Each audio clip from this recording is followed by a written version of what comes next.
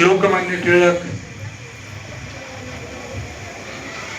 आणि लोकशाहीर अण्णाभाऊ साठे अनुक्रमे यांच्या पुण्यतिथीनिमित्त आणि अण्णाभाऊंच्या जयंतीनिमित्त प्रतिमा पूजनासाठी उपस्थित सन्माननीय मुख्याध्यापक अमोल खरसावळे सर, जाधव सर, सर्व सन्माननीय शिक्षक, विद्यार्थी बंधू आणि भगिनींना, आपण निश्चितपणे शाहू महाराज विद्यालयाला एक संस्कार केंद्र म्हणून संबोधित करत असतो आणि ह्या संस्कार केंद्रामध्ये आपण गेली 24 वर्ष म्हणजे 2002 ला आदिवासी कातकरी पाड्यापासून सुरू झालेलं शाहू महाराज विद्यालय नावासहित ते आंबेडकर नगरामध्ये 2006 साली आलं. परंतु या आंबेडकर नगरामध्ये 1 ऑगस्ट 2004 साली या शाळेचं भूमिपूजन आपण शेजारीत असलेल्या अण्णाभाऊ साठे समाज मंदिराच्या समोर आदरणीय रामदासजी आठवले, आमदार मंदाताई म्हात्रे आणि त्यावेळेचे महापौर सन्माननीय संजूजी नाईक यांच्या शुभ हस्ते केलं. नारळ बाहेर पडला. आज काय होणार आहे तेवढं खोल जायची सवय त्यावेळेस लोकांमध्ये नव्हती, कारण एखाद्या झोपडपट्टीतील कष्टकरी वसाहतीतील लोक फार फार तर काय करू शकतात अशा प्रकारचा समज ज्यांचा होता आणि त्यावेळेस त्यांनी काहीतरी वेळा आतमध्ये करत आहे याच्या पलीकडे या निर्मितीला काय फार जास्त महत्त्व दिलं नाही.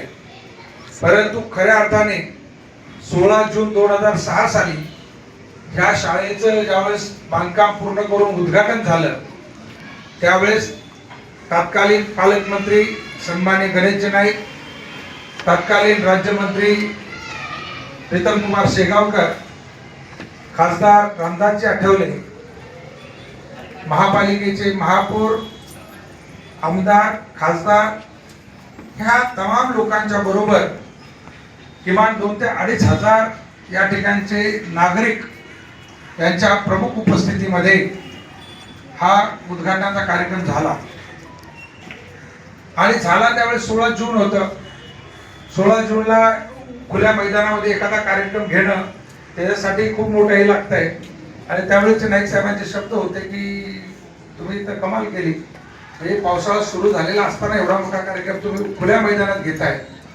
कारण त्या काळामध्ये आपल्या मनामध्ये कुठलंही पाप नव्हतं.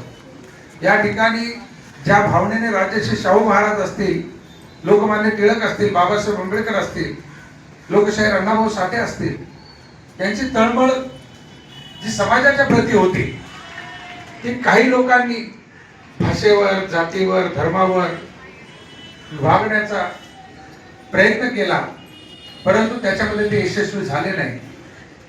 आणि ज्या व्यक्तीने त्यांना आत्मसात केलेलं आहे किंवा आपल्या जीवनामध्ये त्यांना स्वीकारलेला आहे त्यापैकी चळवळीतला एक कार्यकर्ता म्हणून मला चांगलं माहित आहे की जो चालत जाईल तो योग्य दिशा ठरवून तो त्याच्या उद्दिष्टापर्यंत पोहोचल्याशिवाय राहणार नाही, पण त्याने चालायला सुरुवात केली पाहिजे.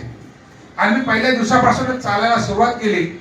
काही लोकांनी टिंगलटावळी केली, काही लोकांनी सांगितलं की येडे काय करत असेल काय नाही, आणि त्यामुळे बराच अंतर कापून झाल्यानंतर ज्यावेळेस त्यांच्या लक्षात येत आहे त्यावेळेस मात्र ही जी लोक होती ही छूमंतर करणारी लोक होती, स्वप्नामध्ये चालणारी लोक होती, त्यांना सांगितलं होतं की पाण्यात देखील आपल्याला पाण्यावर चालता येत आहे.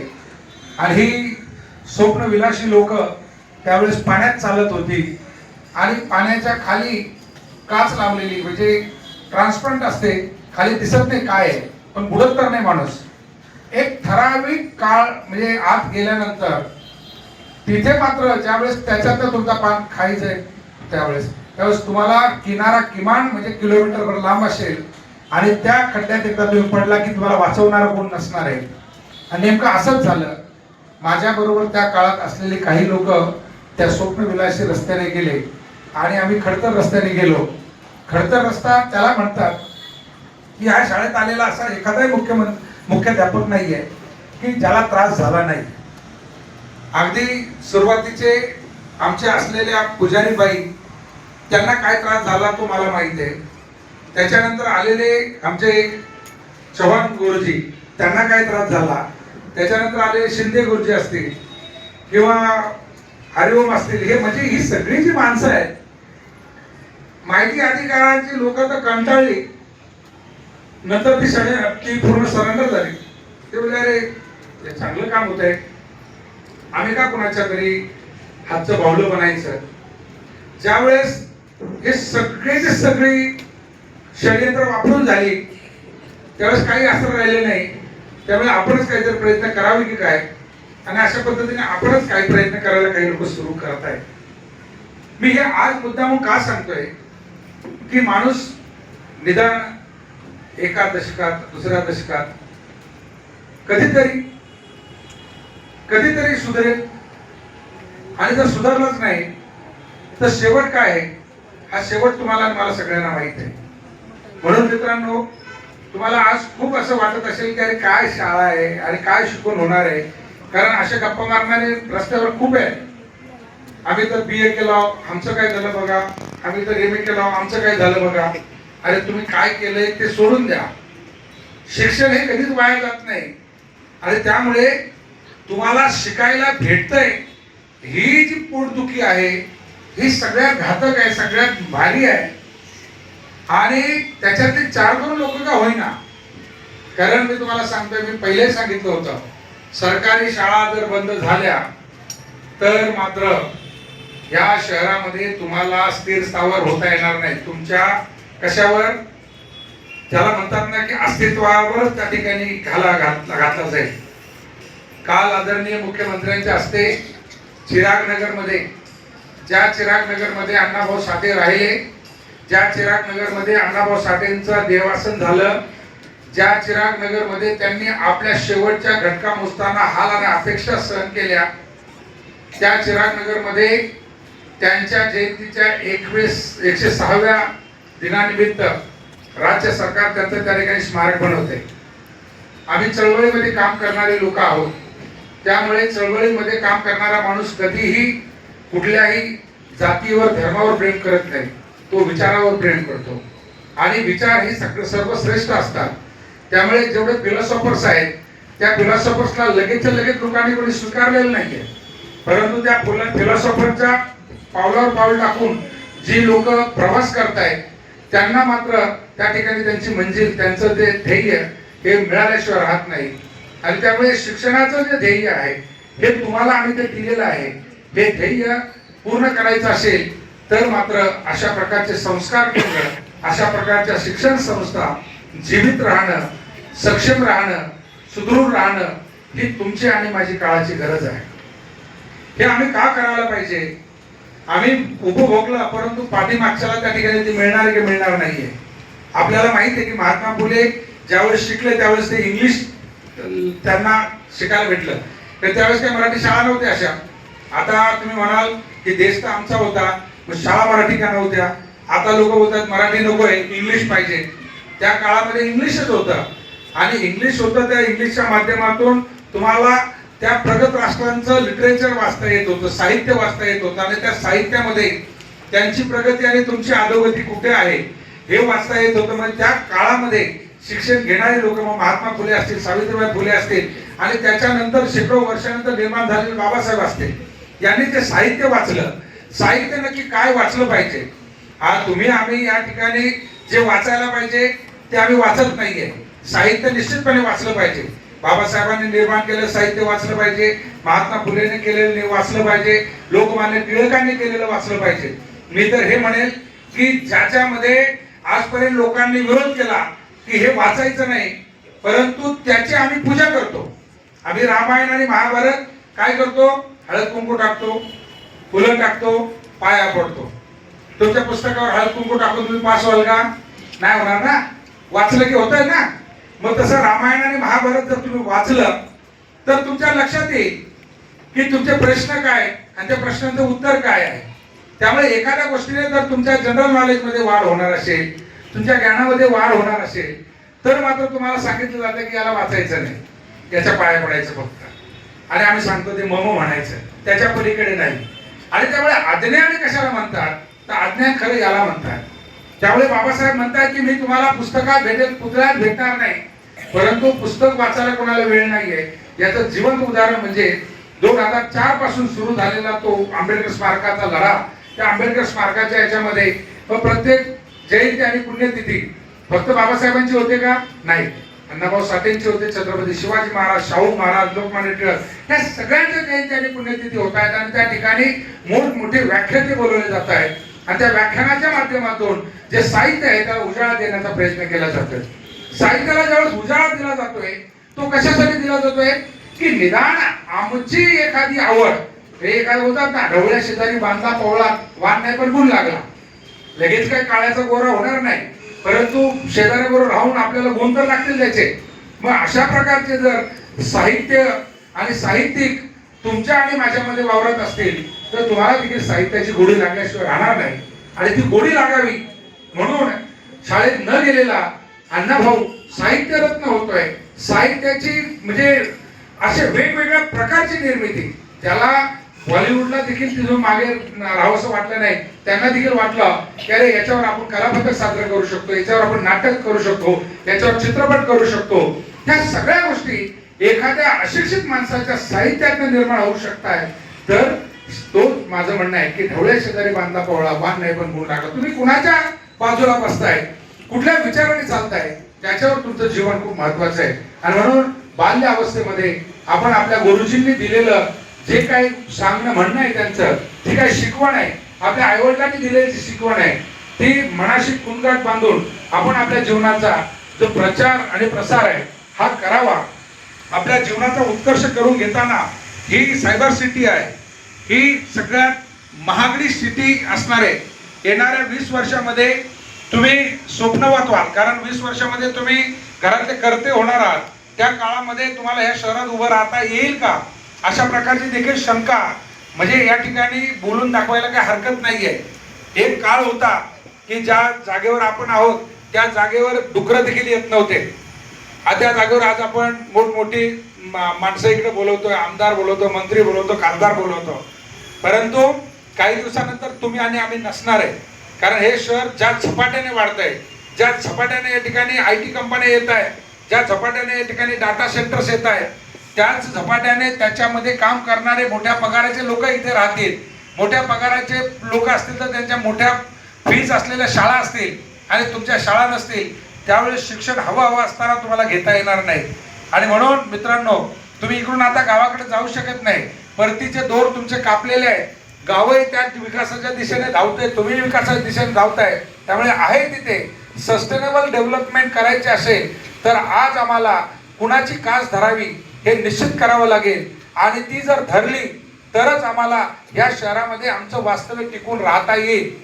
आणि हेच आपल्याला अधोरेखित केलं जातंय. कारण काल त्या ठिकाणी मी तो कार्यक्रम पाहिला, मुंबईचा कार्यक्रम होता. मुंबईच्या कार्यक्रमात मुख्यमंत्री, उपमुख्यमंत्री, रामदासजी आठवले आणि सगळी मोठमोठी लोक होती. कारण आम्हाला चांगलं आठवते, मी चळवळीत असल्यामुळे अण्णाभाऊ साठे लयास गेलेली बाजू ती ज्यावेळेस वसंत साठेंच्या माध्यमातून भारतीय दलित पॅंथरमध्ये आली, महाराष्ट्रभर फिरली आणि त्याच्यातनं तो उदय झाला. तो एक काळ होता की मला आठवते या नव्या मुंबईतला पहिला जो चौक असेल तो अण्णाभाऊ साठे चौक या ठिकाणी आंबेडकर नगरामध्ये झाला. आंबेडकर नगरामध्ये झाला, टाळ्यापासून चालणार नाही. अमोल हा टाळ्यामध्ये विषय नाही. तो जिथे लावला तिथे 3 वेळेस तोडायला लावला मला त्यांनी. इकडे सरकावा 1 फूट, तिकडे झाला का ते म्हणजे इकडे सरकावा 1 फूट. आता ठीक आहे बाबा 1 फूट सरकवला आणि ते संघर्ष थांबला नाही. तो महानगरपालिकेतर्फे केला, त्याचं उद्घाटन झालं. परंतु 1 ऑगस्टला झेंडावंदन करायला मला कधीच त्या ठिकाणी जाता आलं नाही. कारण काही लोकांना वाटतंय की मी नाही आणि हा माझा सक्सेस आहे. मी असं म्हणतच नाहीये, मला ह्या सगळ्या गोष्टींची गरज नाही. त्या मला तिथे ते करून दिलं नाही म्हणून मी थांबलो नाही. तर अण्णाभाऊ साठेंचा रस्त्याच्या मधोमध ज्या रस्त्याला मला 10 वर्ष संघर्ष करावा लागला अंडरपासला, तिथे तो भरगच्च असा प्रकारचा तो चौक त्या ठिकाणी निर्माण केला. मी हे म्हणतोय की हे सगळं करत असताना अण्णाभाऊ साठेंचं स्मारक देखील या नव्या मुंबईमध्ये जर पहिलं कोणी निर्माण करायचं असेल तर ते विचारांचं स्मारक हा सुधाकर सोनवणे निर्माण करेल. हे मी आज का सांगतोय? संघर्ष म्हणजे नक्की काय? संघर्ष म्हणजे जिवंत असताना नमस्कार करणारी लोक नकोय. अण्णाभाऊ साठेंचं निधन झालं त्यावेळेस त्यांच्या जवळ कोण नव्हतं. समोरच्या हॉटेलवाल्यांनी भजी आणि 2 पाव दिले होते, तेही मुंग्यांनी खाऊन टाकले होते. अगदी कडक झालेलं त्यांचं शरीर पार्थिव हे दुसऱ्या दिवशी त्या ठिकाणी उचललं आणि उचलल्यानंतर त्यांच्यावरती अंत्यसंस्कार झाले. हे मी तुम्हाला काय सांगतोय की ज्या माणसाच्या डबावर थाप पडल्यानंतर लाखाचा तो जनसमुदाय मुंबईसह संयुक्त महाराष्ट्र व्हावा या चळवळीमध्ये, त्यावेळेस काय अशा प्रकारची चांगली डीजे किंवा साऊंड सिस्टम नव्हती. परंतु तुमच्या शब्दामध्ये धार असेल, तुमच्या शब्दामध्ये जोर असेल, ताकद असेल, तर लाखाचा जनसमुदाय देखील बिना माईकचा तुमचं ते ऐकू शकतो. कारण तो त्याला एकाग्रह झालेला असतो आणि एकाग्रह करण्याचं काम साहित्यरत्न अण्णाभाऊ साठे यांनी त्यावेळेस त्या ठिकाणी केलं. हे मी का सांगतोय की जिवंतपणे त्यांना जगता आलं का, तर जगता आलं नाही. परंतु त्यांच्या 106व्या जयंती निमित्त त्या मोठ्या म्हणजे मुंबईचं संयुक्त महाराष्ट्र आणि त्या मुंबईमध्ये जिथं त्यांचं निधन झालं त्या चिराग नगर मध्ये भव्य असं स्मारक, लाखो लोक मेले हो, लाखो पुढारी मेले, लाखो मुख्यमंत्री मेले, लाखो मंत्री मेले आणि खासदार मेले, त्यांचा कुठं त्यांच्या घरातही फोटो लागलेला दिसत नाहीये. परंतु तुमच्यासाठी उपाशी मेलेला माणूस, त्याचं स्मारक तुमच्या त्या शहरामध्ये. कारण ते काय दाखवतंय, तुम्ही कष्ट केले पाहिजे, तुम्ही इमाने इतवारे आपल्या समाजाची सेवा केली पाहिजे. आजच फक्त सगळं फळासाठी कराल तर ते काही तुमच्या हाताला लागणार नाही. आणि म्हणून हे मी या ठिकाणी का बोलतोय, मला उद्या मी असेल नसेल जिवंतपणे मला यातना भोगावे लागतील हे मी इतिहासातनं वाचलेलं आहे आणि आजही जीवन जगतो आहे. कुणी किती शिवाशाप द्यावेत हे त्याच्या संस्काराचा भाग आहे. परंतु मला नेहमी वाटतंय की मी मेल्यानंतर मात्र जे काही माझ्या नावाने शिव्या देत आहेत ते देखील एक दिवस माझा फोटो लावल्याशिवाय पुढे मागणार नाही. हे मी 25 वर्षापूर्वी सांगितलं होतं आणि आजही सांगतोय. हे राजकारणाचा भाग झाला. परंतु तुमच्या जीवाशी तुम्ही खेळू नका. तुम्हाला या ठिकाणी सहज मिळतंय, तुम्हाला वाटतंय आम्हाला कपडे फुकट मिळताय, दप्तर फुकट मिळतं, वह्या फुकट मिळतात, जेवायला फुकट मिळतंय. कधी कधी मी ज्यावेळेस त्या तुम्हाला टिफिन मिळायच्या त्या टिफिन बंद केल्या, ताटं घेतले, मी कधी फेरफटका मारतो, मी त्या वॉचमॅन लोकांना शिवाय देतो, मला लाज वाटते हो. पोरं जेवतात आणि तिथंच ठेवून देतात. त्याला सुधरून घेतलं पाहिजे. वाळके म्हणाली ना, आम्ही लोकांना सुधरवत बसायची गरज नाही, आमच्यात बदल झाला पाहिजे. बरोबर की नाही? हा, पालखी राहतात, आमच्यात बदल झाला पाहिजे, आम्ही आमच्यात बदल करून घेतला पाहिजे. आणि विद्यार्थी दशेमध्ये जर आम्ही बदल करून घेतला, कारण मी तुम्हाला सांगतोय ज्ञानेश्वरांनी खूप प्रौढ वयामध्ये ज्ञानेश्वरी लिहिली नाही किंवा छत्रपती शिवाजी महाराजांनी खूप प्रौढ झाल्यानंतर त्या ठिकाणी स्वराज्याचं धोरण बांधलं नाहीये. हे सगळं तुमच्यासारख्या बाल्य अवस्थेमध्ये त्यांनी ते निर्माण केलंय आणि त्याची शेकडो वर्षानंतर आज आम्ही पूजा करतोय. हे का तुम्हाला सांगतोय की तुम्ही कमी नाहीये, तुमच्यामध्ये खूप ताकद आहे, तुम्ही सर्व करू शकताय. मी पाहतोय ना, पहिली दुसरीचे मुलं देखील स्वतःच्या आई वडील घरात नसताना भाकरी थापतायत, चूल पेटवताना चुलीवर आपलं जेवण करून जात आहे तशी. आणि त्यामुळे तुम्ही लहान नाहीये, तुम्हाला सगळं समजतंय. तुम्ही या ठिकाणी कुठल्याही गोष्टीच्या नादाला न लागता एक फोकस ठेवा आणि मला हे साध्य करायचंय, मला या ठिकाणी माझं वास्तव्य टिकून ठेवायचंय. हे शहर हे मेट्रो सिटी आहे, ह्या मेट्रो सिटीमध्ये मला राहता आलं पाहिजे, माझ्या कुटुंबाला राहता आलं पाहिजे. आणि त्याच्यासाठी शिक्षण किती महत्वाचं आहे हे शिक्षण मला घेता आलं पाहिजे. आणि ते घेण्यासाठी आम्ही मात्र गुरुजनांचा आदर केला पाहिजे, वह्या पुस्तकांचा आदर केला पाहिजे, शाळेचा आदर केला पाहिजे आणि समाजामध्ये एक चांगला माणूस म्हणून जगण्याचा प्रयत्न केला पाहिजे. तर खऱ्या अर्थाने आपण लोकमान्य टिळक असतील किंवा अण्णाभाऊ साठे असतील यांची जयंती किंवा पुण्यतिथी साजरी केली असा त्याचा अर्थ होईल. मी तुम्हाला सर्वांना या ठिकाणी हात जोडून विनंती करतो की आपण ज्या पद्धतीने शांतपणे शाहू महाराज विद्यालयामध्ये वेगवेगळ्या जयंती पुण्यतिथी साजरी करतात, त्या दिवशी आता आपण वाचन प्रेरणा म्हणतो. मध्ये 5 डाटा सेंटर सगळ्यात मोठे आणि अडाणीचा 100 एकरावरचा मोठा डाटा त्या ठिकाणी येतोय. हे डाटा सेंटर म्हणजे जेवढा तुम्ही हा अँड्रॉइड फोन वापराल तेवढा म्हणजे जेवढा डिजिटलायझेशन आपण होणार तेवढा डाटा तिथे जाणार, कारण तो वापरला जाणार आहे आपला. त्यावेळेस कसं होतं की ज्याचा त्याचा डाटा आपल्याकडे सुरक्षित असायचा, कॅसेट असायचे, सीडी असायचे. पहिले बघा आपलं लग्नाचं शूटिंग करायचे, आता काय नाही, आता तिथं असते ते, तिकडे डाटा सेंटर सुरक्षित असतंय ते आणि तिथं आपण स्पेस विकत घेतोय.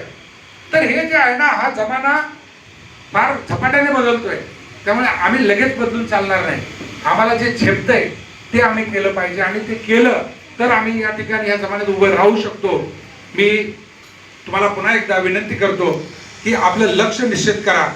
लक्ष निश्चित केल्याशिवाय तुम्हाला कधीही तुमच्या जीवनामध्ये प्रगती करता येणार नाही. ही मनाशी खुणकाट बांधा. मी लोकमान्य टिळक यांच्या पुण्यतिथीनिमित्त त्यांना विनम्र अभिवादन करतो. लोकशाहीर अण्णाभाऊ साठे यांच्या जयंतीनिमित्त तुम्हाला सर्वांना हार्दिक हार्दिक शुभेच्छा देतो. आणि मला या ठिकाणी बोलण्याची संधी दिली त्याबद्दल आदरणीय मुख्याध्यापक आणि सर्व शिक्षक यांचा मनपूर्वक आभार मानतो. धन्यवाद.